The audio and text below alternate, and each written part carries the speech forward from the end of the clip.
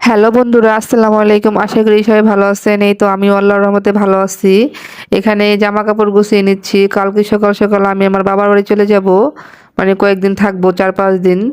এই জন্য রাত্রিবেলায় সবকিছু গুছিয়ে নিচ্ছি। বাবার বাড়ি যাব, তাই বেশি বেশি করে জামা কাপড় নিয়ে নিচ্ছি। অনেকে হয়তো মনে করতে পারেন যে আমার বাবার বাড়ি হয়তো অনেক দূর, কিন্তু না, আমার স্বামীর বাসা থেকে আমার বাবার বাসা যেতে মাত্র 30 টাকা ভাড়া লাগে। মানে কাছাকাছি। তো এখন তো শীতের সময়, তাই একটু জামা কাপড় বেশি বেশি করে নিতে হয়, শীতের জামা কাপড় সহকারে নিতে হয়। এই জন্য আমি সব কিছু নিয়ে নিচ্ছি।